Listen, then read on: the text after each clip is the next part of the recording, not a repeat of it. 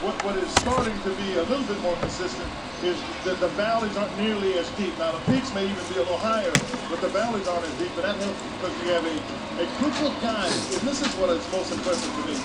They think as a team. They're not worried about who's getting the accolades, and I think that's what's important. And I think the city is starting to recognize, again, we have been Super Bowled out, if you will, at all three, because it's been a wonderful week. Great preparation from the group heading the Super Bowl committee, and now it's the Pacers ready to take center stage.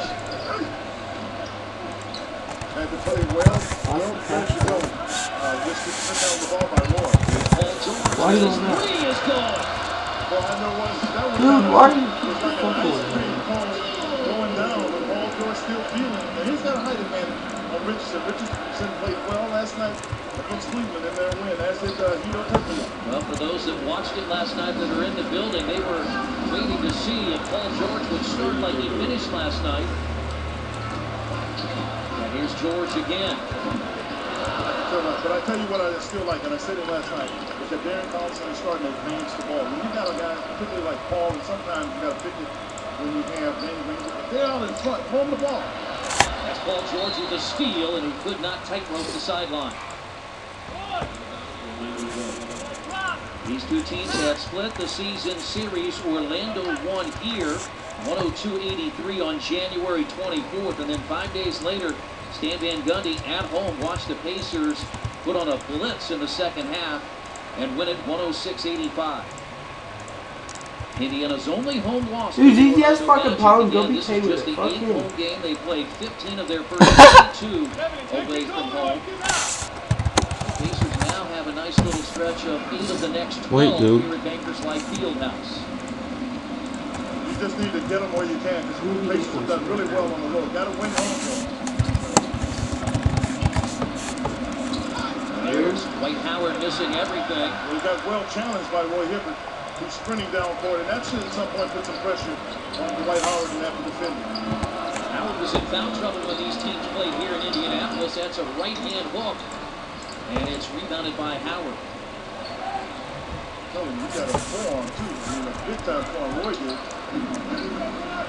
That's that deep post position. Well, most centers can get that. If you can get it to them in transition, they can get it right in the post when you run, because you don't have the opportunity to put a body on it. Who's this thing fucking Zach? David West had 20 points last night. Takes He has right 20 to sit inside. That's all right. I like it, because he had to take it, because Paul was not aggressive in his effort to get back, get the win. An Indiana foul coming over to help. Is it on Hibbert? It is. It's going to be on Hibbert. The challenge is, can he get through the next, 12, 14 minutes without that next foul? Because if you don't, Dwight Howard, we talked about it, you see he's left-handed. He comes over and gets the block, and then he gets out in front. And that's not all Roy's fault, because Darren Collison, as you see there, when you see the big man running and you know what Dwight Howard is running for, get in his way so he cannot do the center to the front of the rim. Leading vote getter for the All-Star festivities in Orlando at the end of the month. He had 8 block shots last night as they beat Cleveland by 8. He had 19 points and 16 rebounds. He's so shit.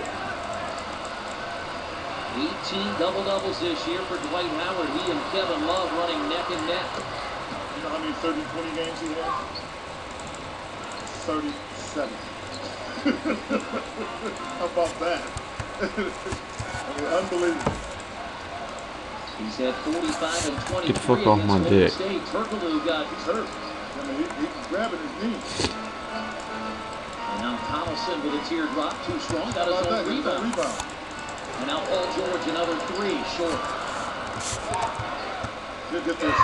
Yeah, I knew Paul George wasn't going to let that get away. That's Pacers ball. Turkoglu was going to have to come out. He may have strained a groin or something. He's trying to come out of the game now. He actually got on purpose, don't he? Paul George gets around Anderson. Oh, very nice. Keep going, because Turkoglu can't get there. And all he could do was foul. And they're trying to just get the ball up. I mean, this is a really tough play. This is, again, what happens with Paul George when you mix them with music. Instead of going to explode and expose to the rim, it makes a really tough shot look easy. He has all 5 Indiana points. Again, a career high 30 last night. A 3 and a 2 for Paul George. The Pacers trail by 1 early. Where can you go for Indianapolis's largest selection of pre-owned vehicles under $10,000 or pre-owned luxury vehicles under $20,000? TomWood.com. Shop Ford, Honda, Toyota, Volvo, Lexus, Land Rover. Dude, this Porsche, fucking ZGS pound. Dude, go PK with I ain't fucking dicing this shit. And every pre-owned vehicle comes with a free Carfax Vehicle History Report. I wonder if he's gonna hit me again. TomWood.com. I love those mice. He's got specs again too. Take control of your finances with Forum Credit Union. Visit ForumCU.com to learn about Forum products, like Forum's Common Sense Savings Program that lets you deposit money into a high-rate savings account every time you use your debit card, or a Forum Sprout account that matches your deposits up to $100 a year.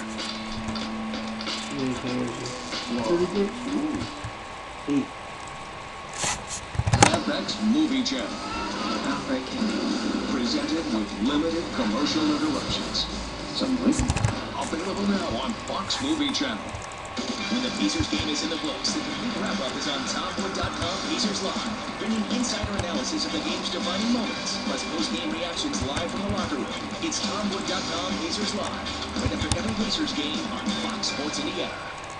It's another night of action under the lights at Bankers Life Fieldhouse, where the Pacers suit up to take on the visitors from Salt Lake City in an early week head-to-head showdown with the Jazz. Pacers, Jazz, Tuesday night at 6:30 on Fox Sports Indiana.